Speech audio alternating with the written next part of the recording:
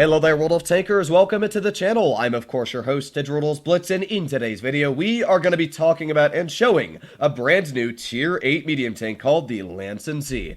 Now, this here is about the closest comparison I can give you in Blitz currently. It's called the Leo, a Tier 7 tech tree medium, a vehicle that not many people really talk about, but there is a very special factor on this vehicle, and that is the highest alpha damage for a Tier 7 medium in the game at 290 damage per shot. It also boasts 10 degrees of gun depression and actually some pretty troll armor. And that's basically what the Lanscen C is going to be. If you notice the overall design of the hull of this vehicle, the turret, well, let's take a look at what the Lanscen C looks like. And as you'll see, it's very, very similar. I mean, if you showed me this vehicle in the Leo and you said it was a new upcoming line and this is the Tier 8, I'd honestly fully believe you because it looks just like the Tier 7.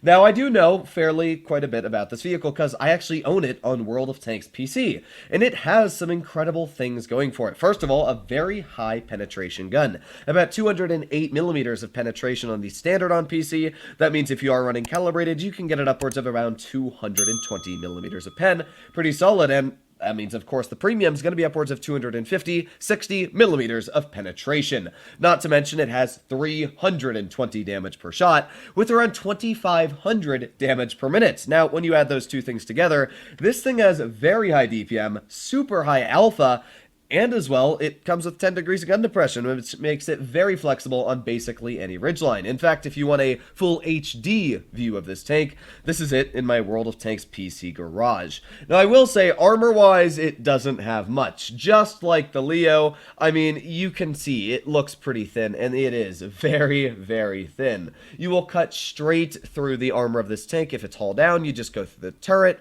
or if it's on flat ground, you got the lower plate, the upper plate. The upper plate might get some auto ricochets here and there, but for the most part, I mean, it really doesn't have armor. The sides are going to be HEable like no tomorrow. Now, fully hull down, as I said, you might get a bounce here and there, but really, again, don't expect it. I mean, we've all seen the Leo hull down. Sure, it can get bounces on the mantlet, but the turret itself is an extremely weak target. So that's what I'm expecting the Lanscen C to be like. Alpha damage, though, as you can see, is that 320. And sometimes in Blitz, Wargaming does do some very different things between the alpha damages. A good example of this could be tanks like the SU-130 PM that deals 520, not 460, or the ISU-152K, which does 750, not the 640 that normal 152s deal. Even the Lorraine 40T does 300 damage a shot instead of 225. So there are very big differences between alpha in Blitz and PC, and those do make some pretty big changes. I mean, even the Skoda T27 has 240 a shot instead of the 225. So I don't know if the Lanscen C is going to carry that exact same alpha, but I can speculate that it will. And the reason behind that is because the Swedish Tier 8 medium is supposed to have a very high alpha.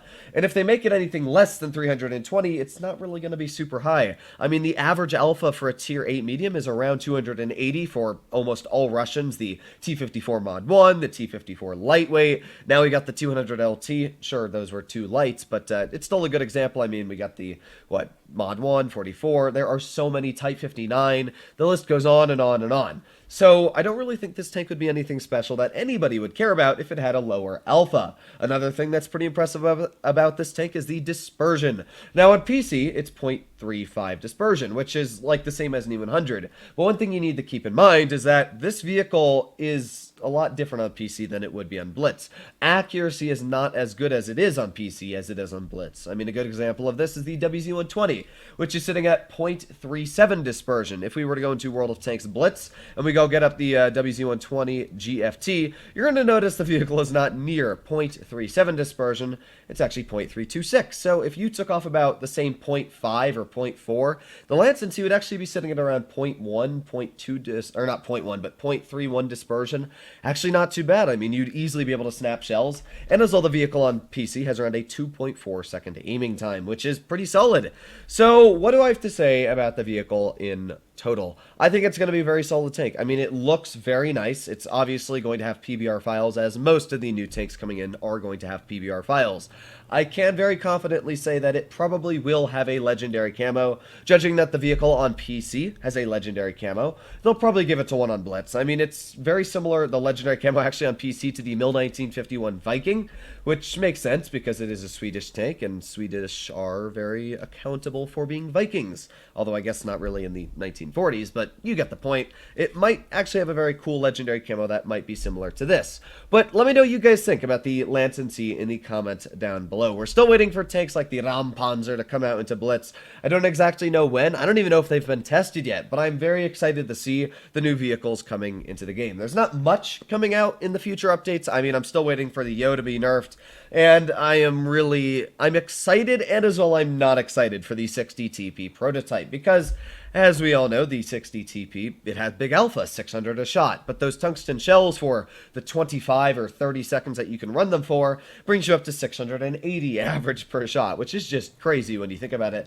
That's almost the same alpha. Actually, it's more alpha than the average tier 10 TD, so yeah, I don't really know what to think about that tank. I mean, I can already tell you my guess is that a smart player running the 60 TP prototype is going to fully abuse a tier 10 team. I think that it's going to be an overpowered tank for anybody that knows how to use its capabilities. For people that don't, they're going to be running these consumables, they're going to be using them at the wrong time, and being killed very easily. But I don't know, it's literally an IS-4 with more alpha, the same hit points, and it even has the same mobility if you're running the improved gear oil and gear oil on the vehicle, which you can bet your bottom dollar I will be definitely running. So, this is just what I have to say for today's video. A little bit about the Lanscen C and my ideas for the future updates coming into the game. If any of you have not seen the T-57 heavy armor profile, it's going to be pretty insane. That's all I'm going to say. The lower plate is going to be impenetrable.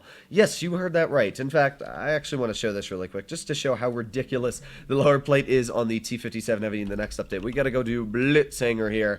I don't think I've actually, nope, that is Armor Inspector. I literally typed in Blitzhanger and then still clicked on Armor Inspector when there were two other tabs there for Blitzhanger.